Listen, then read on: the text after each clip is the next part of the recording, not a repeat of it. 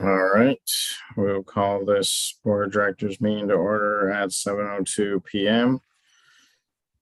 This board has a land acknowledgement and anti-racism statement that they have written, and it's posted on the board's website. Roll call tonight, we're missing Sam, and Keith, and Kanu. Do you have a motion to adopt the agenda? I'll motion to adopt the agenda. I'll second. All those in favor? All right. Josh, your mic wasn't working, by the way.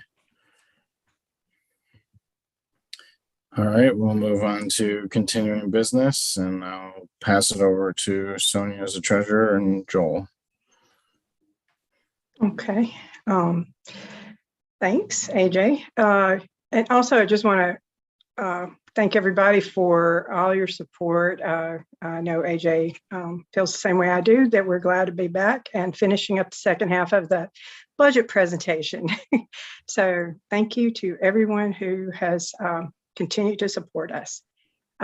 So I want to also thank the board for joining us for part 2 of the 2023 Sudden Valley draft budget presentation. I am Sonia Volt. I am Sudden Valley's treasurer. I'd like to address a couple of issues before I pass the presentation over to Joel Heverling, who's our finance director.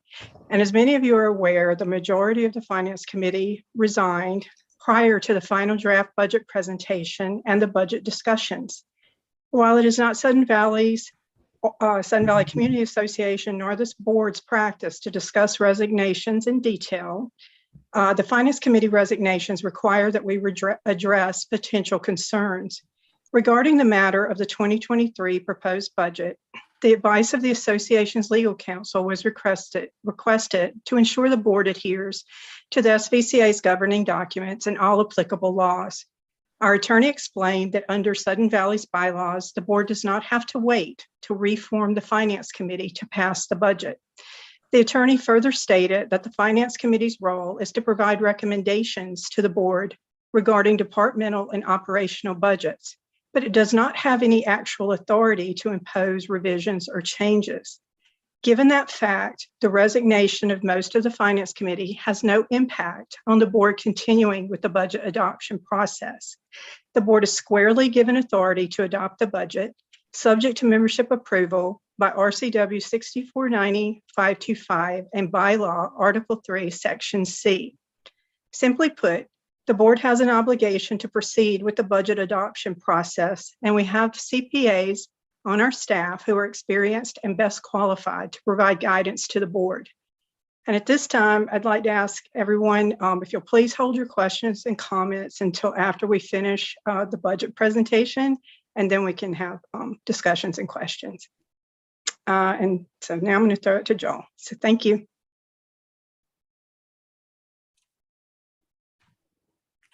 Okay, thank you. And assume everyone can hear me. So, I guess what I want to do is I want to give a quick update because I just had a conference call with Epic, who is our property transfer fee refund third-party servicer. So just to give the community an update on where we are with that. So the good thing is we're actually like really knocking on the door for this thing to go live. They're planning on sending out all the claim forms, notices to people by August 29th to get that in the mail. And then also on that day, that's when they're planning on having the website like fully up and running for the residents at that time.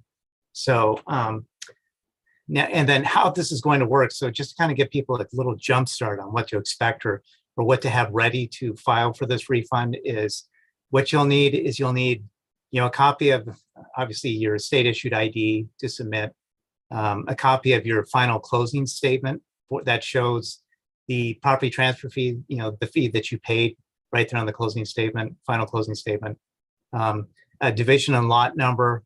You'll need to put that down as well. But those would be kind of the 3 key pieces of items that you'll need. So if you have those things and you're ready basically to go, all you have to do is submit that or just fill out the form. It's basically like just a 1-page type form. and you'll have those documents ready to submit, either if you're going to do that through the online portal or if you mail in this stuff. So now what they're shooting for, and Epic said, this is what they really recommended. So the deadline is going to be, you can think of it like the first deadline. So the deadline is going to be priority for September 30th. So either you can submit it online, or as long as you mail it and have it postmarked by the end of September, then that's fine too. And then it'll take them approximately about a month to process all of this stuff. And then you'll be looking at receiving your payment at around like mid-November. So mid to later, depending on where they have to mail that payment to, if they're not going to send it to you through ACH. So those would be, now, I also said in a Views article that we do have the property transfer fee website address. So I do have the address. I just hesitated putting that in the Views article because I didn't want people going to it, because then it would look like a dead link at that point, since the link isn't live. So I don't want people getting confused with that. But as soon as that link does go live, then we will post that on the Sudden Valley website as well. So that's the update with the property transfer fee program. So it's a lot of course it's a tremendous amount of work in the background getting to this point. So it'll be good to see it finally going live at the end of this month. So that's the update on that.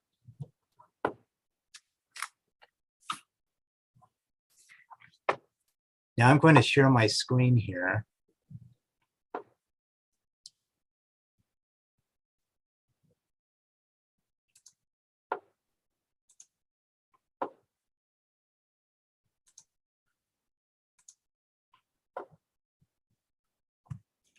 And I take it, obviously, everyone can see this budget document right here. Looks awesome. Okay. So the good thing is, since we've obviously covered through the operations, we're going to now move to the second part of this presentation, which is the capital.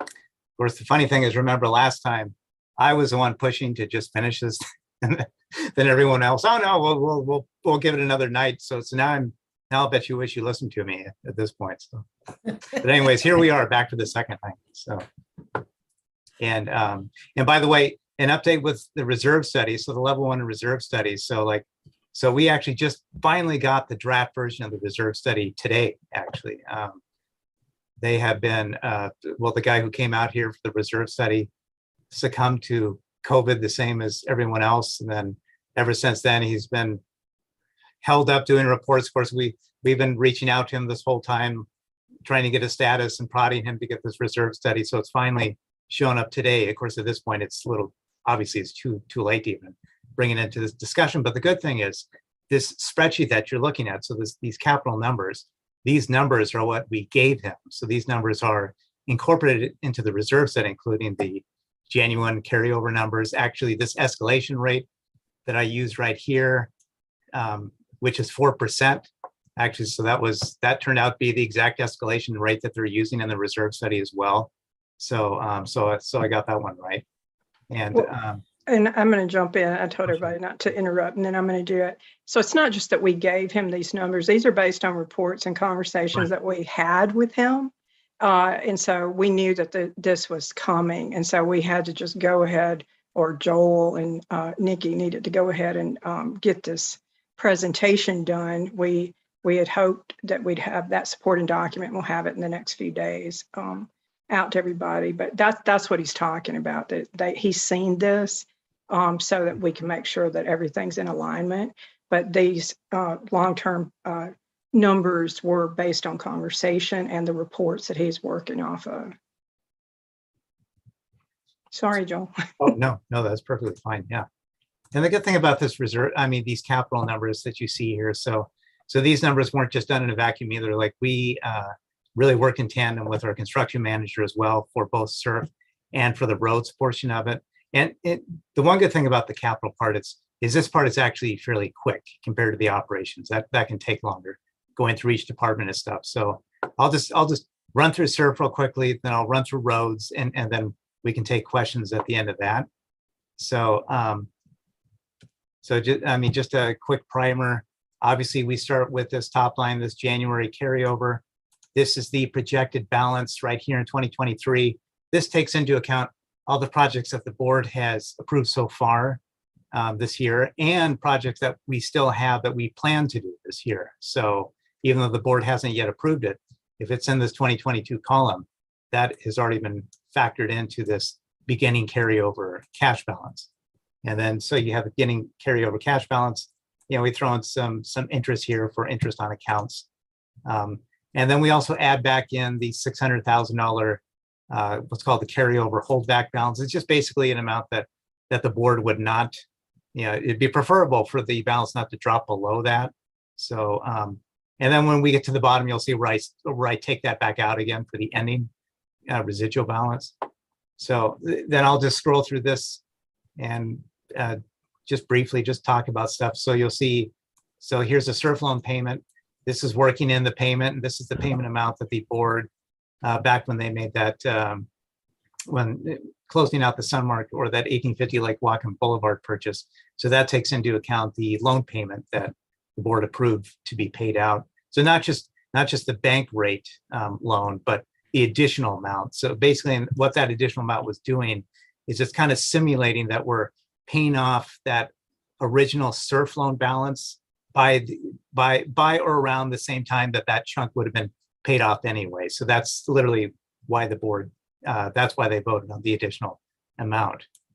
And then you'll see actually when you start getting into years 2028, 2029, you'll see these balances start to drop, because at that point that kind of original SURF loan chunk is, you know, like technically it's basically paid off. So it's the implied balance of that is gone. So then we're just focusing on the additional amount, that 1 million that was borrowed for the building purchase.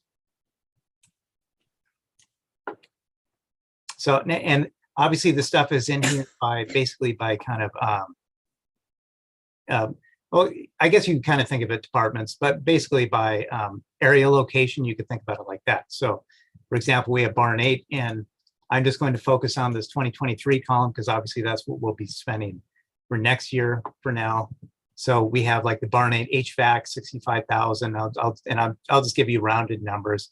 Barn 8 plumbing system, 60,000. And of course, anyone like AJ or Sonia, if you have anything additional to add in, because I know you were part of those conversations with the construction manager as well. If you wanted to say anything about any of these, you can jump in too.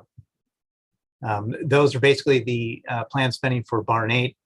Then we get down to the, so the tennis courts, 105,000 for the tennis court resurface, tennis court fence, about 29,000. We have some spending for the adult center on water heater, about 4,000. Then we have exterior painting, 15,500. Adult center building, 14,500. HVAC replacement for there too. Then we start getting into the clubhouse. We have the bar deck recoating, 12,000. Clubhouse, the HVAC system for that, 43,000. Here's a fairly big line item. The golf, the Austin Creek repair is 104,000. And like I said before, like the column, the 2022 column will either have what the board has approved or what the board is planning to approve in 2022. So like even you'll see this right here, this golf bridge, 323,000. So now that wasn't technically planned to be spent like last year when we were doing this, but this is one of these items that came up because of that flood that took out that bridge. So that amount is here. It's obviously been approved by the board, and so it's drawing down the 2023 beginning balance. Then if we scroll down here, then we start getting to the turf center. And of course, whenever I talk about golf enterprise and the financial statements, when I talk about financial statements, when I say golf for golf enterprise, really I'm talking about golf and turf, since it takes both of those for the golf enterprise. But we have painting of the turf building, almost 14,000. Building repair, 48,000. Building overhead door, 2,400, small amount. Electrical system replacement at the turf, 24,000. Fence, 6,800. Restrooms, they're about 3,600. And then we just have miscellaneous type stuff like the vent system at turf, 12,000. Wash pad refurbishment, 12,000. And then water heater, 1,800. Of course, now we start getting into the area Z, where you see the door repair about 2,700 rounded. Truck compound replacement, close to 6,000. And then probably the biggest ticket item for down there in area C, the maintenance building office addition, 208,000. You know, it says maintenance building, but obviously that's in the area Z area down there. So 208,000 for the office addition of that maintenance building. Marina boat ramp. Okay, so here's that boat ramp. So there's this original 53,929 that was approved in 2002, or excuse me, I mean, it was approved obviously before 2002, but it was not closed out in 2002. I left this one open because obviously this is not done. We're going to have to do more work for this. That's why you see another 52,000 planned in 2023 to properly complete that boat ramp down there. Gate 9 bus shelter, just 9,000. And then we start getting into some other things, like, for example, in 2023, so computer system server replacement, about 17,000.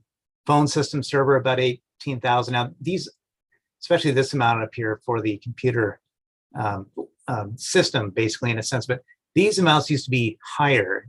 Now, John has done some background work on this to see how much money it would take to repair some of these things and the items that really do need to be repaired. And so these numbers specifically came from our IT person for both the phone systems and the computer server replacements. Now, in terms of like other types of computers, like, because largely if we get a computer, we most likely will probably just run it through operations, because a lot of times they're one-offs, getting a laptop here and there, or a desktop system. Now we have this tractor model replacement for maintenance, 48,000. This one, I believe we're going to move this forward and go ahead and purchase this in 2022 at a cost of around 65,000 for this item.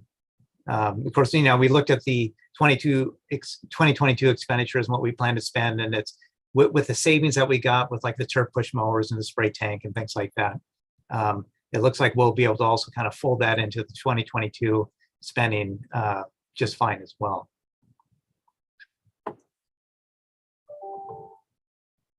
And then the last item for SERP would be the playgrounds, the ADA compliance work, 75,000 for parks, playgrounds.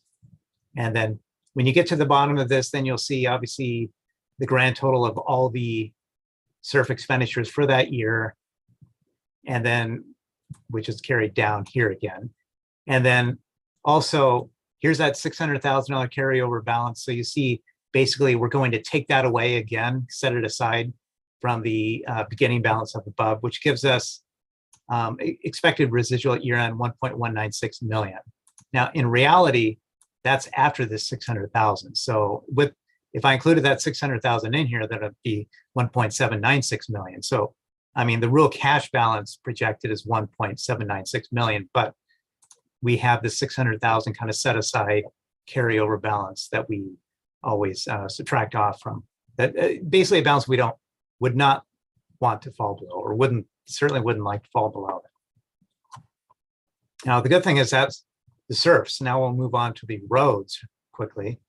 And then it's the same sort of thing with roads. So we have this January 1 carryover balance, 1.16 million. This factors into, like I said before, so 2022. So these are all the projects that the board has approved, and on top of that, projects that they haven't yet approved, but plan to approve in 2022. And so that just gives us a starting balance of 1.16 million for 2023. Of course, I should have pointed out too, obviously the dues collections are a part of this as well. Same thing with SERF, some interest. And then the difference with roads is their carryover holdback balance is 500,000 instead of 600,000. It's always been like that. And then, so when we get into the roads, so the good thing is you'll see like the spreadsheet really isn't all that long for roads. That's the good thing. But so you'll see this, basically this capital improvement plan, this approximately 103,000 right here in 2022. So this is the RFP of the capital plan that will be used for the major planning for all these other years, 2024 and beyond. So this report is heavily focused on the construction manager who performs all of this work on all the roads, the contracting and all of this and all of that stuff. So this is really focus on 2023 at this point to do the stuff that we know we would like to do in 2023 or plan to do now. And even some things that are on here, like he said, don't actually have to be done. It's just some of these things we should do or we will do, but some things, you know, like some culvert type work, we might not actually have to do it in 2023, but we're planning to do it anyways in 2023, the culverts that come up. But so you'll see the big items would be the 2023 road reconstruction, 750,000. And then up above here, you'll see, you know, we always have this approved on-call engineering for roads. And this obviously just repeats every year. And every other year we have bridge inspection, and that's an every other year item. That's why you see it skipping a year in between. And all of these items too, by the way, you'll see this escalation clause of 4%. So, you know, so if we don't do something, if we don't do this work in 2023, then, and we kick it to 2024, then 4% gets tacked onto that amount. And if we kick it to 2025, then another 4% gets tacked onto that amount. So it's like, that's the 4%, that's the escalation clause that this spreadsheet builds in if something is moved off. So like if we said we'll do it in 2027, then it's not 750,000 doesn't just move from here and show up here in 2027. It's going to tack on 4% each and every year as it gets to 2027. Pothole repairs close to 39,000 as well for roads. Here's that fast response that was approved actually at the very beginning of 2022. That was the board or the executives ratified that also pertained to the 2021 flooding event that happened at the very end of 2021. This amount that you see right here. And then of course, there's obviously planned fast response and additional years beyond that, 2023 and beyond. We have down in here, we get into the culverts, about 78,000 for culvert 432. Culvert 33, just 12,500, close to that. And then ditches, culverts, and swales. So we plan this every single year. 2023, we have about 125,378. I'll be exact on that one last number, but for culverts in 2023. And then same thing where you have the total expenditures for roads for in 2023, 1.132 million. And then we have this this carry back, this 500,000, just to set aside, you can think about it like that. Then a residual balance at the end of 1.356 million. But in reality, you know, we're expecting the cash with this carryover, it's 1.856 million, but it's just we're kind of setting aside 500,000 in a sense, a balance that we would not like to fall below for roads. But so the good thing was that with the capital part of it is that basically is, in a nutshell, the SERF and the roads spending, especially in 2023, since this is heavily focused on 2023. But then all these successive years after that, you'll see the same sort of thing, the ending reserve expected balance at the end of each one of these years, all the way up to 2032. But so the good thing is that basically covers the capital like portion of for the 2023 budget. So if anyone had any questions on operations or capital, but I think this budget I think it's a good budget. You know, I recommend the board adopt the budget, both operations and capital for 2023 also as well. Sure, Nancy. Yeah, I didn't see barn 6 anywhere in that. Is there anything going on with barn 6? If that's an unfair question, just blow it off. Right, it's still in, those funds are in 2022. Okay.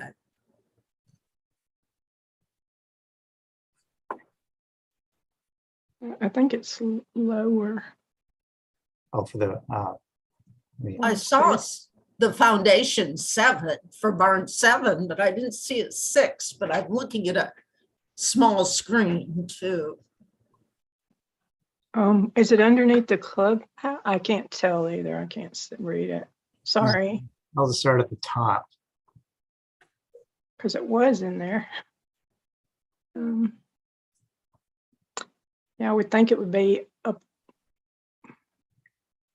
well, we just left it sitting there because there's, there's discussion and part of strategic planning. There's some Right options. there by itself. Next page.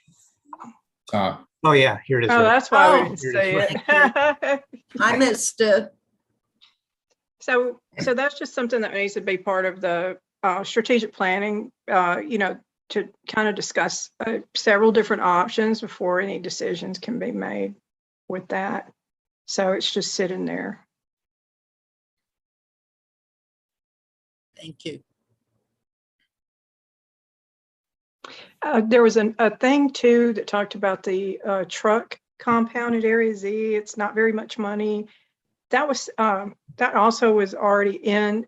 It talked about, I think it says like rebuild or replace or something. That was already on there. This is kind of the way, as much as we can, we try to keep these things consistent year after year. We add new things as needed, but that just allows for a little extra money for them to either repair it, address certain issues. That is not saying actually that that's going to be replaced. It's just money in there because they're going to be refurbishing the maintenance building, and that allows them to also expand over into some of those other buildings. It just gives them a little extra money to do some maintenance work on the other buildings.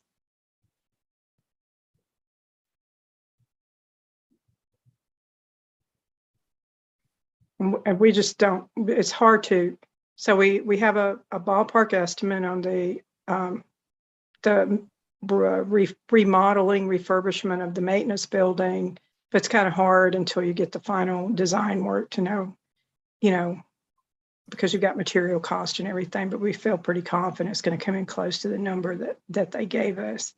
The other thing that was on here that is new was that $75,000 in the for the playgrounds. That had to do with addressing the ADA compliance from all of the playgrounds that have work done.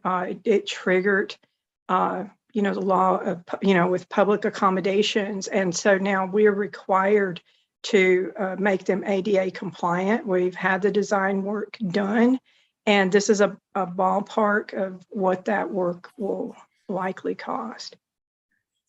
Let me see.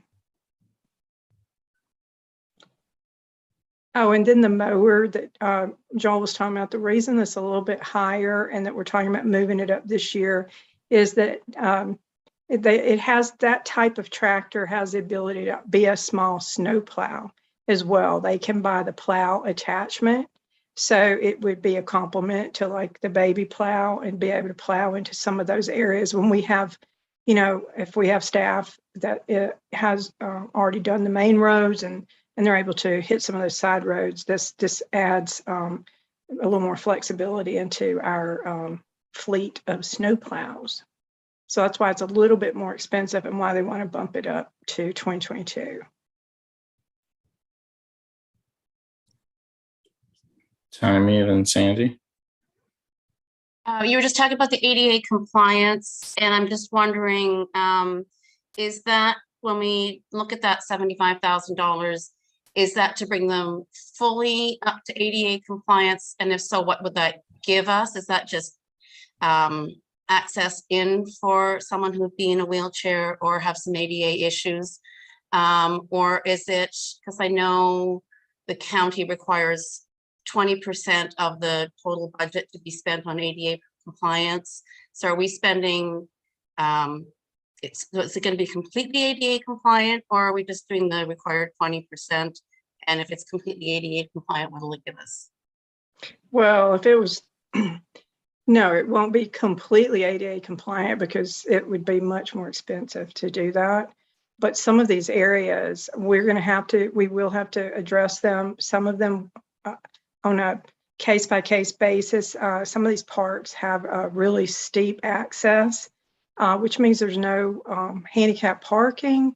There's no handicap access to those parks. And we may need to there's some determinations of what exactly that looks like. But we did have the designer come in, and Tyler presented it to the board, what they found and what their recommendations were as far as the basic work that needed to be done to make these areas ADA compliant. And that's what that figure is based on.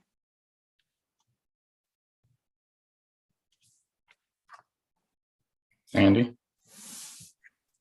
So this is my first time going through the budget process. And so I just have two questions now. The Sunmark building, because there's no plan yet on, no firm plan on how it's going forward. Next year, would it become part of this long-term planning and it would have its own row and what needed to be happening? It's in here. It's called the Welcome Center.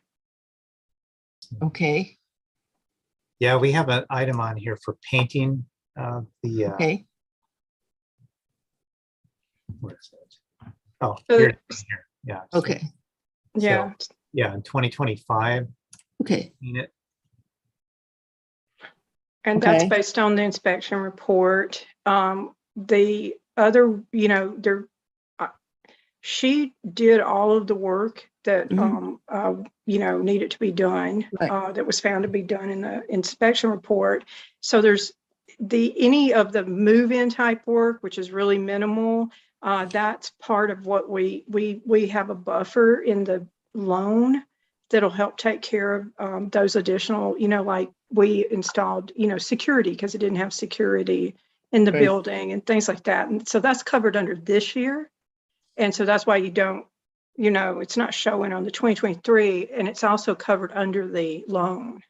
And so that stuff doesn't break down under here. But so far, all we see as far as maintenance is the painting coming up. Now, that's not to say Right. something won't come up, but And I was just, thinking if the decision was made to put 12 picnic tables down there, something like that wouldn't be really considered under this. It would come out of operations somewhere. no, it would be under this, but we do have funds. So for one thing, we could take that out of, we have it, like Nancy just pointed out, we have the ice barn just sitting there. We haven't used up all our capital for this year, and a lot of stuff is going to roll into next year because we're going to be outside the build window. Like we're actually not going to do anything with the ice barn this year. We just can't make it happen this year anyway, because of permitting and et cetera, and, discussions that need to occur. So there is some money there that we can, the board can vote to pull down and use for that type of thing. Okay, then thank you. Yeah. The second question is, I just wondered, you mentioned CPAs plural as part of administration because it's not my skill set at all. So there have been multiple sets of eyes with a financial background look at these and poke at the numbers and compare them to last year. Well, yeah, actually, we say CPAs plural because I'm worth 3 of them, I think. So and I'm just kidding. No, we have myself, and Nikki is also a CPA. Okay. Yeah, she's the accountant here as well, and she Okay. also has a CPA license. So that's where the plural part comes from. Okay. So Joel, can you just explain the budget process a little bit, and just because this year's process is exactly the same as last year's process. So maybe you could just give Sandy a quick overview of how that works. Oh, sure. You want me to take this screen share off? You want me to still leave it on? Or You can take it off for a minute if you want. there, maybe that's it. Yeah, so basically how the budget process works is it always starts with us in accounting, since we're the ones who obviously work on these numbers all day long, every single day. We eat, live, and breathe these numbers down here.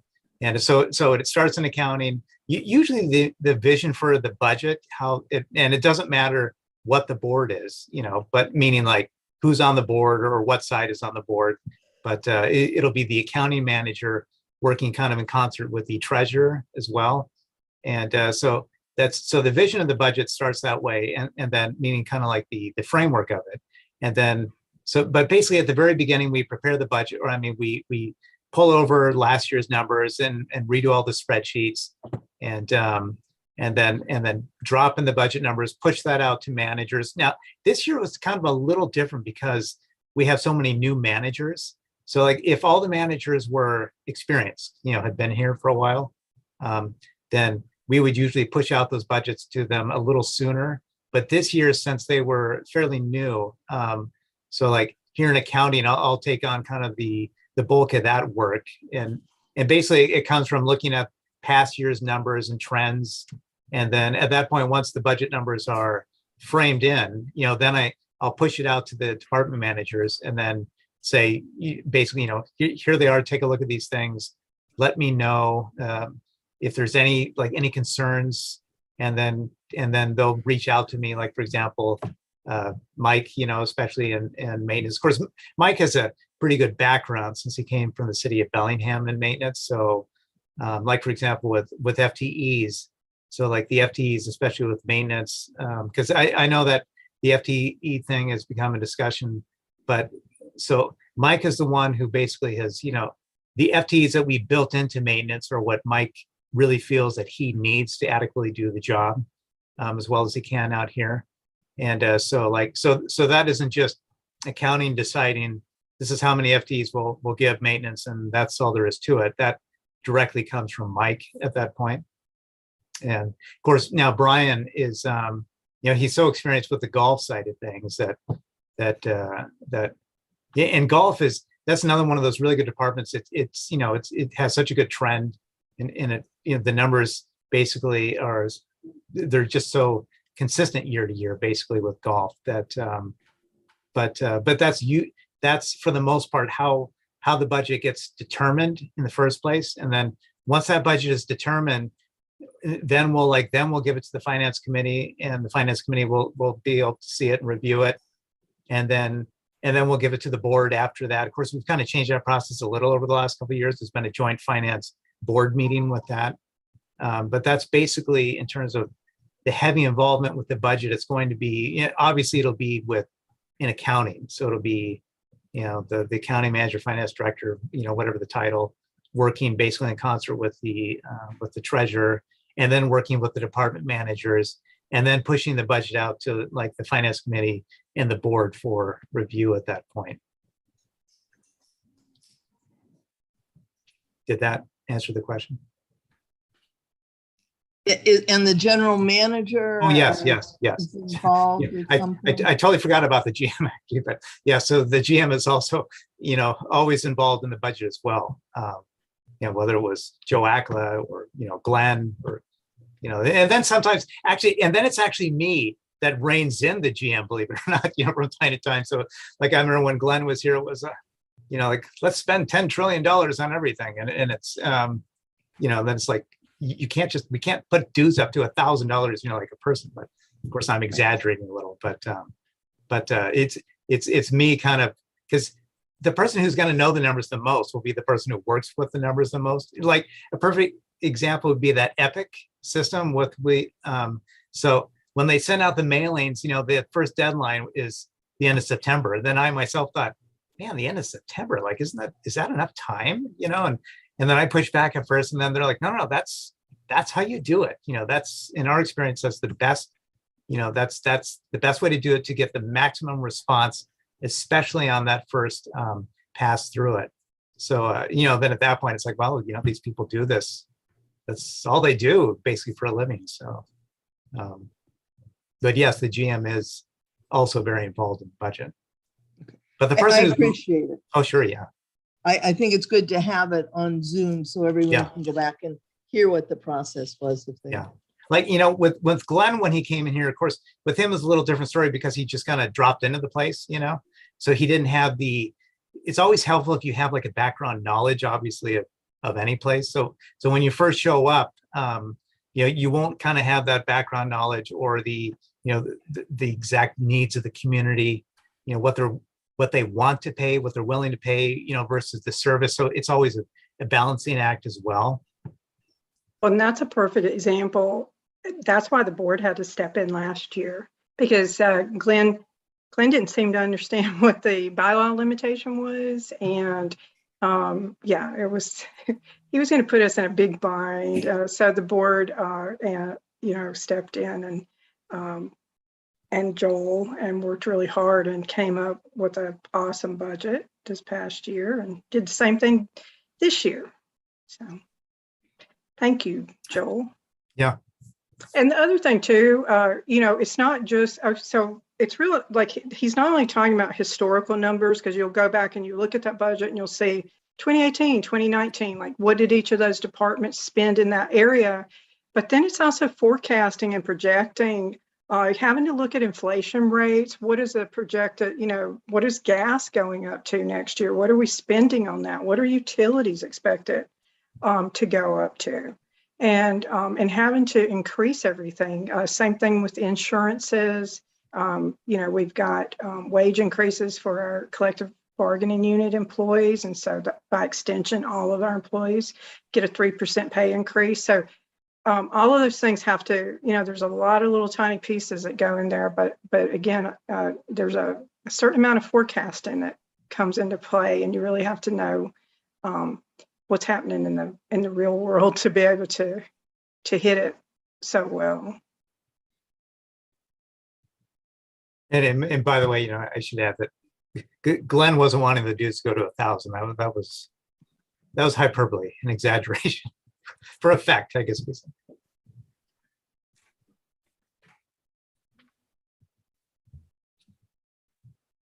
Jaime? I was just looking at the Marina area. I'm just wondering why we're so optimistic that we're going to go from $60,000 in the 2022 budget to 144. I mean, that is a massive jump. There's actually 40 additional dry slips there now, and so the dry slips are expected to, our wait list is expected to go down from 3 pages to 1 page. So that's going to bring in a significant amount of additional income. And then they're getting better. Apparently most of the kayaks aren't paying.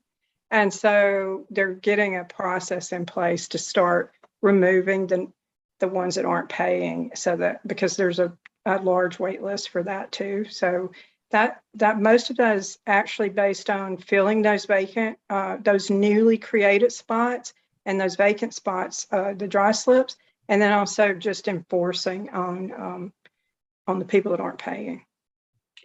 Why are dry slips budgeted for $10,000 less if that's where we're going to be making more income?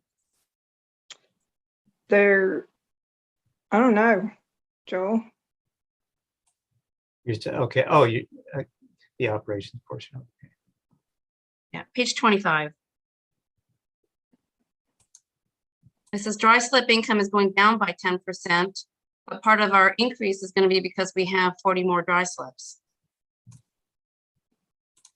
I think what happens, you put it over in there like just as an increase, a total increase, as opposed to, I think maybe you didn't put it in the, did you put an overall increase? I can tell you here. Okay.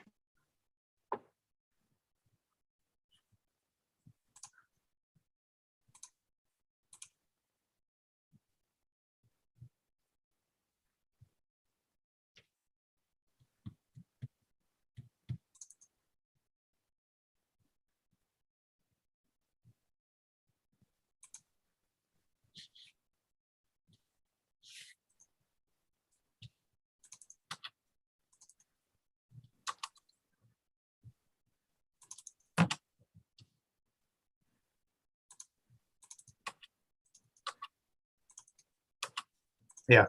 So the formulas that were used, the general formulas was about to increase Marina wet slip income by about 20%, and then both the dry slips and the wet dry combos by 10% apiece. Now,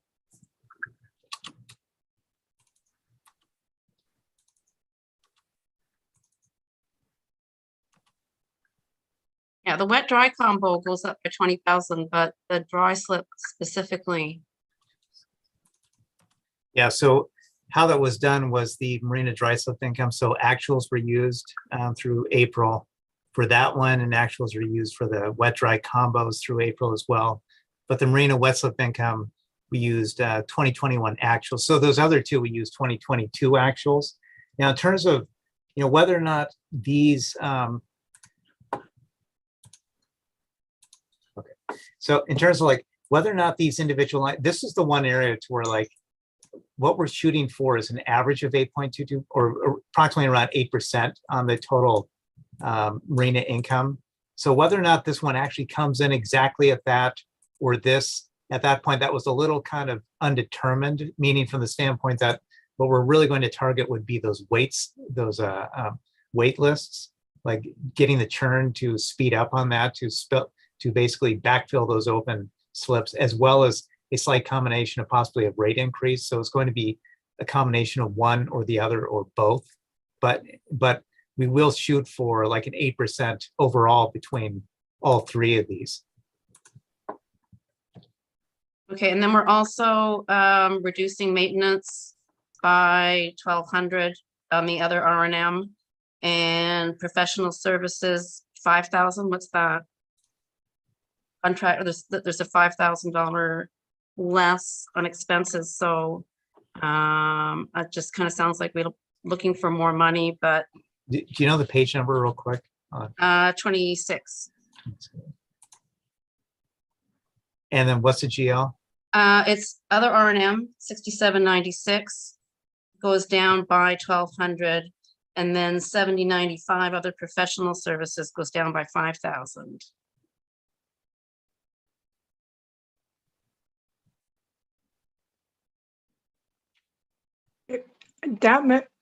That's money that we had allocated for like landscaping and stuff over at the marina. And because we've put most of that back under maintenance is what it is. It didn't make sense for most of that to just be sitting over there. This gives the maintenance superintendent more autonomy with determining what to do with that money. So that's why we decreased that.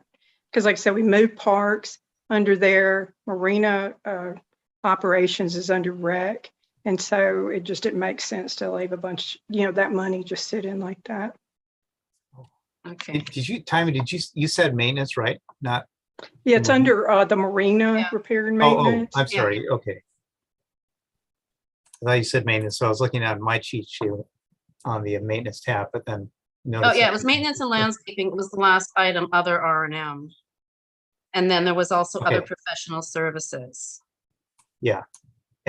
Now with this one, I can tell you under the marina, going from 4,000 to 1,800, this is one of these classic line items where it's basically a look back of the trends of what we've done over the past years. So like, for example, we have 426 in 2018, 844, 2020, it did go up to 3,900, but in 2022 through May so far, we only have 591. So this amount won't be a burning amount kind of either way, whether it became a little more, a little less than this. Need someone to go scoop up the goose poop down there. Put that in maintenance.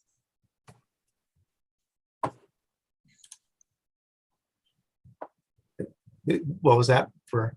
Oh, I was just saying the maintenance guys are going to take care of it. Maybe they can work on that spit and get some of that goose poop out of there. Oh yeah, yeah.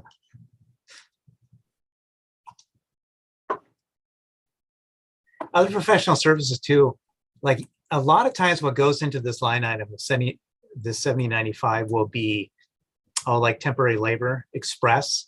So this is one of these items where we don't shoot to have temporary labor, meaning like this would be done, in this case, it's now going to be done through the rec department, through salaries. Like another item like would be in the operations, the admin budget. You'll see we don't budget for other professional services because we're not shooting to be understaffed like in like the next year. So we would, like, what we're always aiming for is for those salary positions or those hourly positions to be taken care of to provide those services. Thank you. Yeah.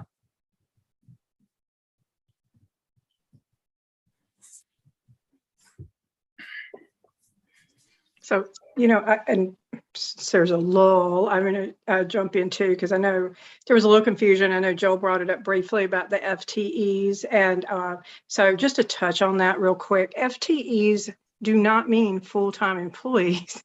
It means full-time equivalency. And it is a way, it's a budgeting planning tool that helps because department managers know how many hours certain jobs will take and what their requirements are throughout the year. And so there was a little confusion because when you're calculating FTEs, it also impacts our insurance, how much we're charged for insurance, and several other things. But for instance, you can have one FTE and it's you still have 20 employees that equal one FTE. I'm not saying we do that, but it's not uncommon for us to put 4 seasonal people and their hours total 1 FTE. And for instance, there was some confusion about maintenance, and because of the way those calculations work and the time works with maintenance, we last year maintenance had 5 permanent full-time employees and 4 seasonal employees, and we moved that based on the recommendation, as Joel said, from our maintenance superintendent because he wanted 6 permanent employees because he wanted a foreman. He's a superintendent. We've never had a superintendent and a foreman, which it's working awesomely, and then 4 workers. And that also allows for 2 to 3 seasonal workers. That's what we've implemented this year. We're already working under that. And that's the same thing that will continue into next year. It won't change. That is it. And right now all of those positions are filled. So I wanted to throw that out there. And then the other thing that was a little confusing is because we eliminated a Marina position that counted as 1 FTE. But what we did is because it allowed us to hire more seasonal workers in rec, and that way we have more coverage at the Marina. One person working full-time doesn't give you 7-day-a-week coverage. Instead, we're able to replace that one person with 4 seasonal employees that work through the actual season that the Marina needs those extra people on site. For basically, they're the equivalent of 1 FTE, or actually not quite 1 FTE. But because we went from last year, as an example, we had in rec 1 full-time year-round employee and 16 seasonals. This year, we went to 3 full-time year-round employees and 20 seasonals. And that's exactly what we'll do next year, too. That's what we budgeted for. And so head count does not equal, FTEs do not equal head count. Like our head count, our max head count in 2021 was 65. This year is 66. Next year, we're budgeted 66. That's our max head count. So hope that makes sense to everybody. Well, Just thought I'd throw that out.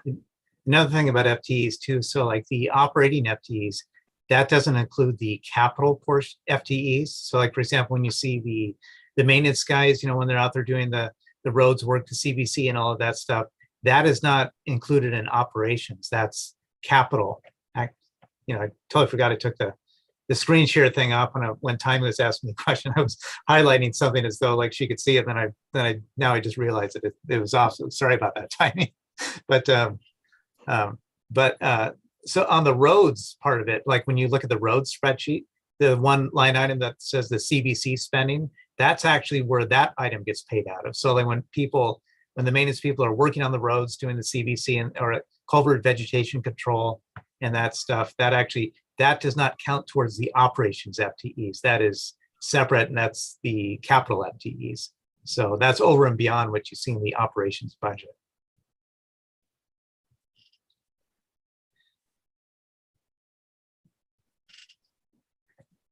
All right, I also had a question about, since there was a lull there as well, about the pool, page 32. I noticed that main pool income jumps from 5,500 to budgeted for 14,425. And I'm just wondering why that is. And utilities go from 12.5 to 0. Yeah, I can answer both those questions. So for the main pool income, so we set this to 14,425 because we're mirroring, like, this is more of a realistic thing, what came in 2021 actuals for revenue, which is 14,424. So we just decided to round it up another 20 some cents and put it to 14,425 actually for that. And timing, that's a great question in terms of the utilities. Now that utilities, that part is actually now budgeted in the rec department. So we shifted, so you'll see that dropping to 0 because that is now accounted for in the rec department. Okay, so is that, and then what about pool management on the next page, 33? That's from 13 to 35. Yeah, and this is based off of the contract amount that we have with them. So we're basing this from like the latest billings and the latest contract invoicing amounts. That's the Cesco pools Right, contract? yeah, exactly, the Cesco pool contract. Oh, I was gonna say who's them. Yeah.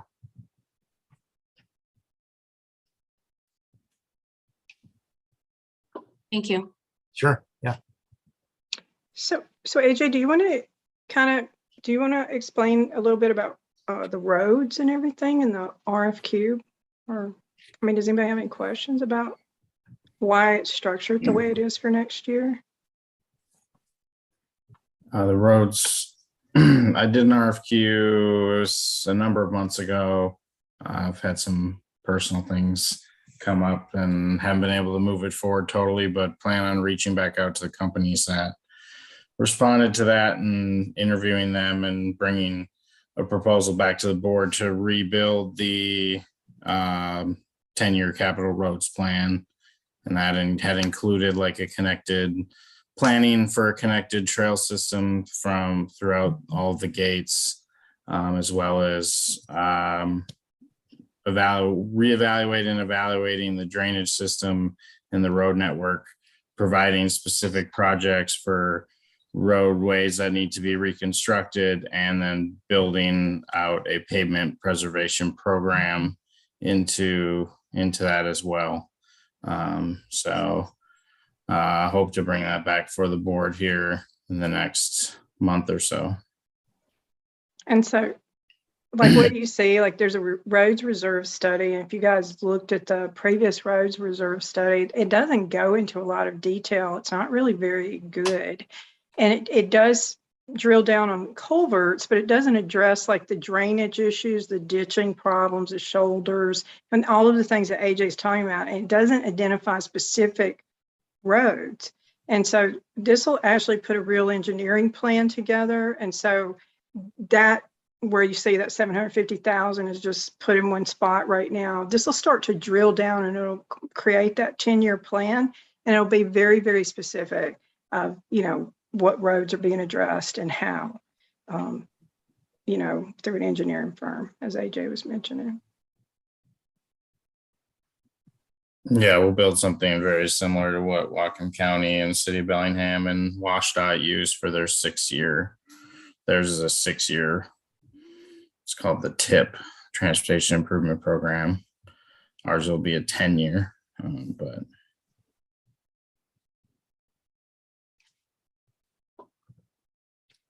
Otherwise, yeah, like a lot of the road stuff will get, a lot of the culverts and stuff that are listed will be reevaluated along with, other existing culverts being inspected again. So priorities could get shifted based on what the engineer sees.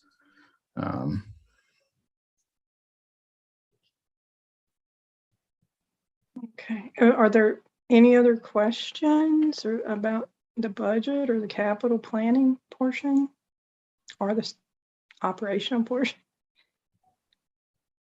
So there is due to the law, we have to take a vote on a specific date. So we can't vote tonight on this budget.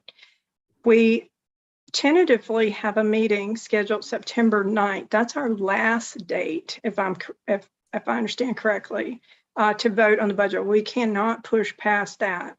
So over the next few weeks, we need to, we'll need to make determinations, Nancy, because we'll have to approve the AGM.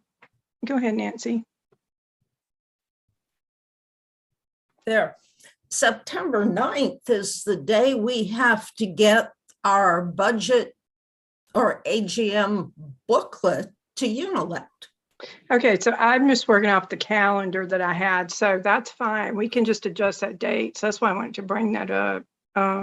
You can't adjust the Unilect. No, I mean, adjust the contract. date that we Okay. meet. Yeah, we don't have Okay. to meet the, I don't even know why it said the 9th. So let's see here. So the 9th's a Friday. So maybe, Yes. so September 8th is the absolute last day. And it's really kind of pushing it.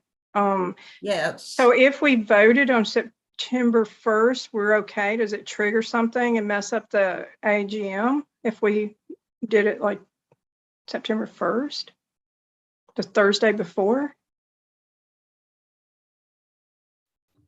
No? I don't know. I mean, Okay. I don't know that it would. Is there some sort of date It's a in there? clock. It's a clock that starts ticking and we have a window that we have to work within. And I just don't, can't recall exactly what it is. I don't have it in front of me, but I think it's fine. That's only 1 week earlier. I think what we determined is as long as we did it the last Yeah. week of August to that September 9th date, we're within the window. So I think if we put the voting date as September 1st, and then that gives us, do we want to meet again next week to then put together like the draft AGM, the booklet and that type of thing, and then come back with to finalize it on September 1st? Well, you have a meeting scheduled for the 25th already for a board meeting. I forgot what day it was. All That's a these things. Thursday. Okay. But if you're going to put together a booklet, don't you need a budget to do that? Well, we have a budget and Joel put all the documents together. So he'll put that part together. So we can have that draft AGM booklet and then the cutoff date for the candidate applications. What's the date of that? It is the 6th, and they have 2 days to withdraw. So the evening or the afternoon of the 8th, I know a candidate list and can Okay. put together whatever we need to have for Unilect. I have to go look at the format we used last time, but there's like a statement and a picture and all that good stuff. So those who are running need to get their mug shots all set up, or you'll just be this blank box. And that's not a becoming look. Okay. So So we'll have to get together on the 9th as well and approve that final proof, I guess, of that packet with the candidates and everything included in that too. Okay.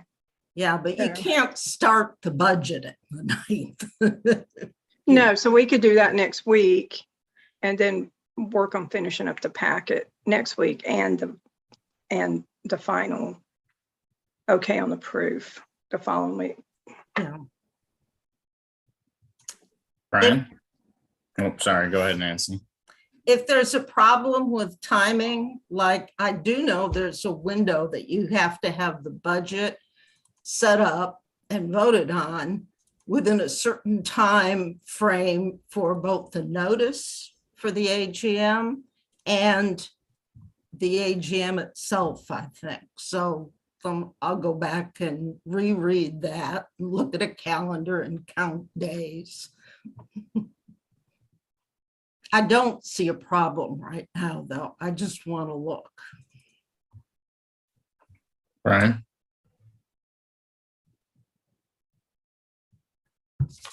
Thanks, AJ. I just wanted to thank Joel and Sonia for answering those questions so specifically and transparently, and AJ, you as well. I just wanted to clarify something, and it was really something that came up after last meeting. There was some talk that I'd seen about how this budget doesn't cover the pool or the gym. Is anything going to change about that? The pool or the gym? The gym is still covered in the dues, right? And the pool is still covered in the dues. Is that right? Yeah, there are no, we have no plans to raise, to increase any sort of fees next year for any of the rec department stuff now. And of course, the dues are going up in June once the rec special assessment expires at that point. So those types of funds will also kind of kick in, you could say, to collectively help out the rec center as well. That's great. Okay. So the pool- those costs that are current, everything that's currently covered under the rec special assessment wouldn't after in June, starting in June of next year under this budget would then be covered under operations. So Fabulous. it'll be seamless. There won't be any user fees. And actually the dues and assessment, your monthly payment will actually drop down. So even though the base dues will increase after the special assessment, your total amount you pay drops, what is it, Joel? $2.50, I think. Yeah, it drops to instead of 144.31, it'll drop down to 141.81, I want to say. Yeah, 141.81 for a developed lot. If you have a undeveloped lot, it'll just stay the same for the whole year. And the reason for that is that undeveloped lots already pay a lesser amount anyway, and they are not the people that generally receive the benefits of the amenities. And this was an increase due to the additional recreation amenities and services for people that live here and use those amenities, as opposed to the vacant lot owners who really don't get those benefits, but they do get the benefits of like the roads and the infrastructure and that type of thing. And so that's why, they pay dues on all of that, right? Yeah, plus another thing from a practical standpoint too, if I raise the developed lots kind of at the same sort of rate that I did the undeveloped, if I raise the undeveloped lots at the same sort of rate as the developed lots, the difference in what we'd be gaining would be like $1,600 for the whole year. And that might not even cover the additional charge to send out coupon books, for all of those people. So, Hey, thank you. yeah.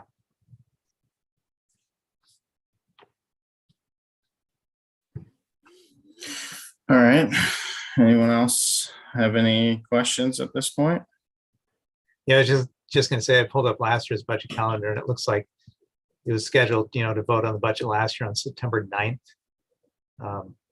Then it says September 24th, staff finalized packet material to printer, if that helps out at all. But I do know there's a 30-day clock that starts ticking when the budget is voted on. Yeah, and last year you missed Unilec's deadline. And this year they were very firm about it's a deadline. Oh, well, now I didn't miss it. Linda Bradley missed it last year. Right, I kidding. didn't mean you personally, Joel. That was just a joke to Linda if she's watching. So.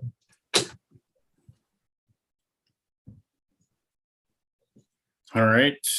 Well, we still have the reserve consultant to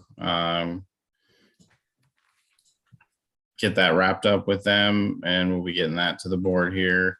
And then we can have a meeting next week again at a regular scheduled meeting, and